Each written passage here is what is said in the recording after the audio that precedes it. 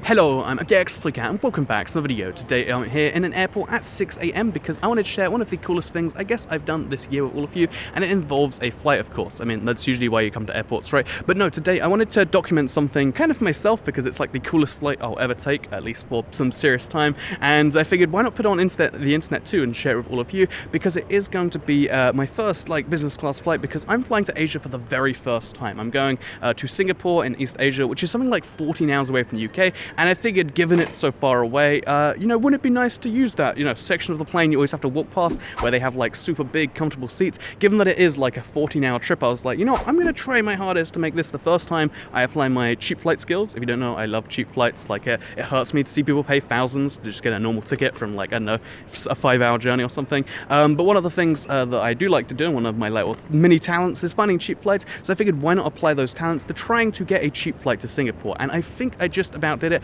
because by flying, so there's a billion different rules on how I did it. I booked on the Tuesday, did the normal stuff, booked, the normal amount in advance, like 6 weeks or something.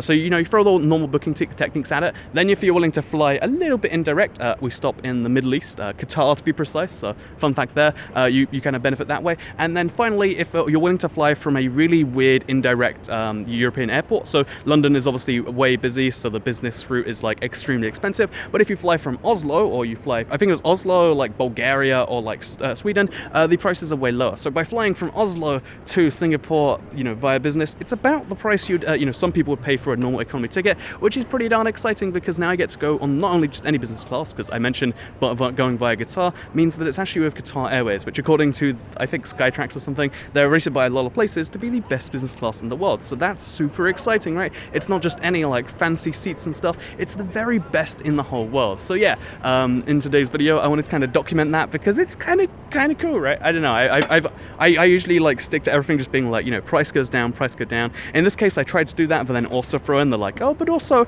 could I have a bed with the flight? And I'm excited to see what it looks like and show it to all of you. So yeah, here I am at the airport. I have to, usually you do some normal check-in stuff, but one of the things I love about, apparently this airline, that, most big airlines are like, only the cheap airlines will give you the ability to like book your own boarding pass, because I guess it saves them time too. Or the big ones are like, no, you'd really love to stand in a really long line and speak to one of us. Wouldn't you love that? That'd be wonderful, wouldn't it? And yeah, I actually got a mobile boarding pass here, so I can just go straight to the lines back there. Also, by the way, Oslo Airport, just something to mention here, it's really, really nice. Like, I've only ever flown via the really weird Oslo Airport, it's not the main one. The actual main Oslo Airport, actually really nice as it turns out. And also, my time in Norway, I spent yesterday in Norway. Always love it here. So, as well as the, the side benefit of flying via Oslo is to lower the price, but I got to stay in, Norway for a bit, which is nice. And also, it means I get to fly with the world's nicest business class, because I feel like any business class, like lying in bed on a flight, it's got to be like top-notch stuff, but this is probably going to be more top-notch. But we'll see, I guess, as the video progresses. Maybe by the end I'm just like,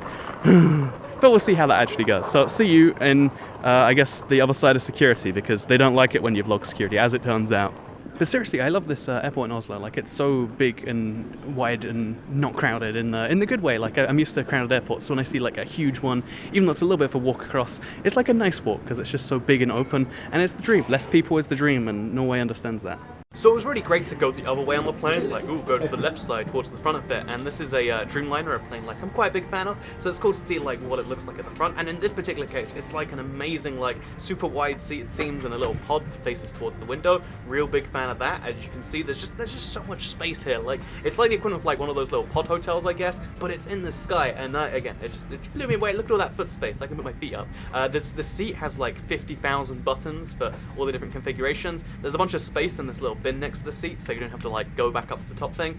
So like, it doesn't look like it's very big, but it was enough for my laptop, my Switch, and a few other things. So like, oh, that's nice. There's a little remote control built into the side here, just in case you're too lazy to, you press the touchscreen. Like, touchscreen is too much work for you. And the good news, you got a touchscreen remote here too. There's also like, again, just a bunch of other stuff that comes with it. They give you like a towel and a like a beverage when you get on board the plane. Like, this is before the plane's even taken off. I'm like blown away. It's like the craziest thing I've ever seen. And well, everything was craziest except this table. I couldn't get the table to work, but you know what? I didn't need the table. You're meant to have it like stowed when you take off anyway. So anyway, yeah, it was it was a pretty shockingly nice seat. Like it was my own personal space. It was a little cocoon where I could just be like stowed away from from everyone. And honestly, that's what I really valued here. Like the idea that I can just like be away from stuff. And also the other thing I really liked, I don't even know why, is they give you a menu like they do for some flights, I imagine.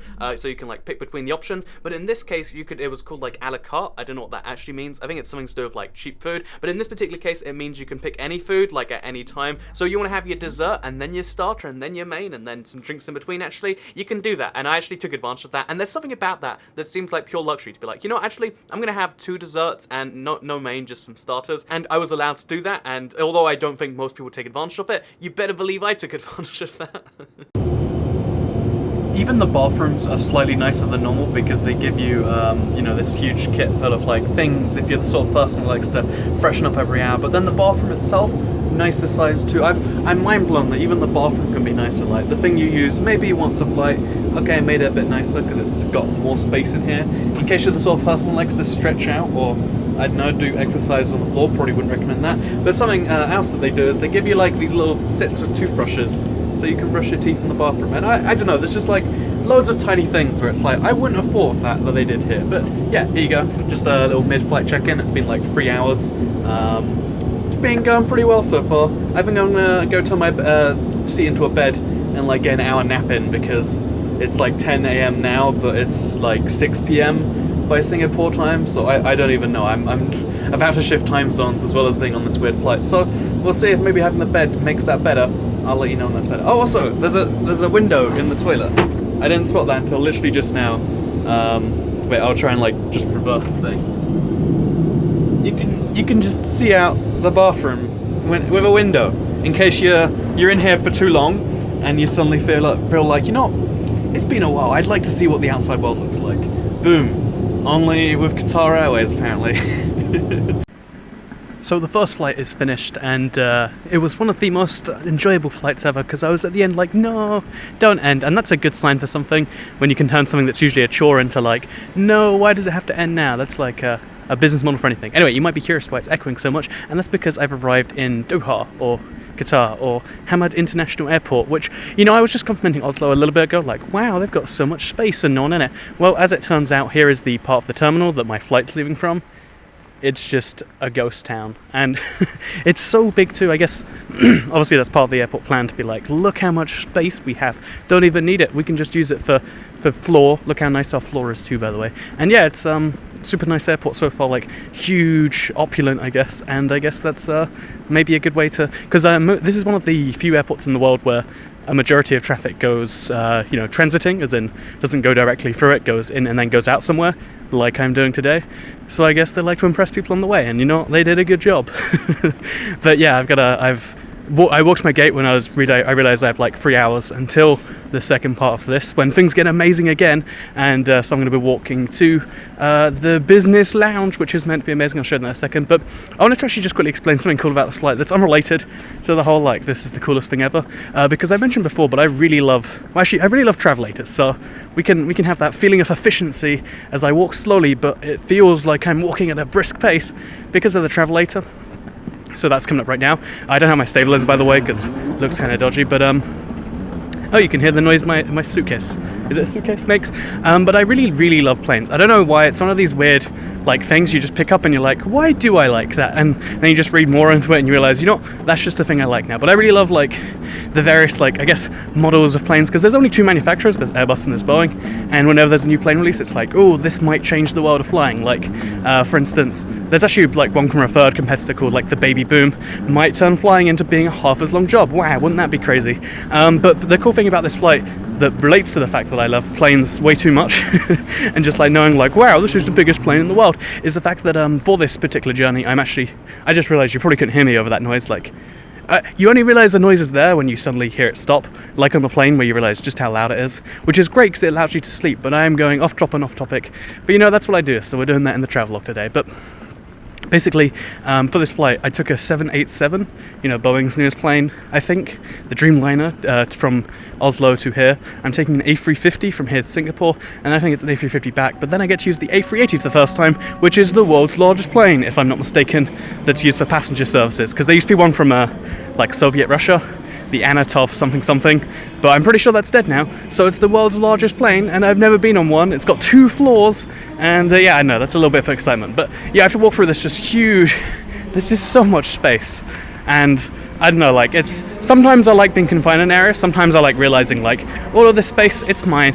Everything the light touches belongs to me, and that's kind of this here. Anyway, I'm gonna go to the business lounge. It's meant to be the most amazing thing, and part of why I guess bear having a 3-hour stopover instead of a direct flight, and part of the reason, the 3-hour thing, by the way, is part of the reason the flight's so cheap, but it's also meant to be part of the reason why it's going to be so fun for me, so let's see.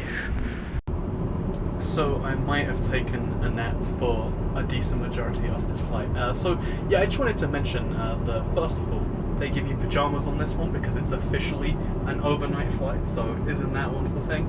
But second of all, the fact that both of these flights somehow, I don't know how it happened, but like I said, I've done like 16 hours of flight today, but both the flights were night flights essentially. I don't know how the first one was, but they take the lights off all night, so I couldn't really record too much there. And then this one, the entire thing, it's officially one, so they're like, okay, because it's this and this, they work out the menu that way, and they kind of like literally just turn everything off in the whole cabin and just like, yeah, go to sleep. That's what you want to do because it's late on the local time zone. However, for me, it's not that late, so I kind of just napped from like 8 to 10 p.m. like UK time, something like that. And yeah, it's kind of a weird experience that I've essentially had a full day of night today, and I'm still kind of a little bit tired, if I'm being truthful. But yeah, that's why I said like I wanted to document the whole thing, but like at night, it's almost impossible to probably record anything. I could show you out there. In fact, I could just show you in here. This is without the lights on. Actually, this is only dimmed light, but my point being is you can't see too much in here. And however, the flight is wonderful, and I think I've nailed the experience. So I'll when I land, I'll see if this is still true. But it's kind of like the bed thing. It's like being able to nap. The equivalent of napping on like a really good sofa. It's like near perfect sleep, but something about the air, like I think it's like humidity or something. I don't understand sleep conditions, but no one sleeps for more than a couple of hours at a time. And I used to think on planes I was just weird and I couldn't sleep for too long because everyone else slept around me. But no, the truth seems to be that no one can sleep for more than a couple of hours at a time. It's just better quality sleep when you can lay down, because again, there's got to be something about radiation, dehydration, one of the words that ends with shun, right? And just something that you might not realize. So I'll wear my pajamas back to the bed place area, and again, it's essentially, I guess, the way I'd boil down the entire experience so far, because I land in 2.5 hours, which is sad. It's like, no, the time is going away. It's like, again, being able to sleep on someone else's couch, but in the sky, like a really good couch, and it's also a fancy restaurant equivalent, non-stop for 7 hours. Like at any point, you can be like, I want ice cream, and I want an alcoholic drink, or you can be like, I want this really fancy non-alcoholic drink, and I want breakfast. Or you can be like, I just want 6 desserts, and apparently they'll just do it, which is pretty cool.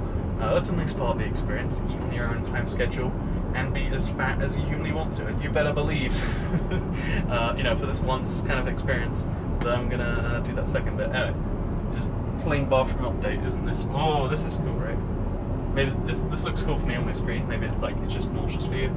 But anyway, I'm gonna get back to bed and play some more Stardew Valley.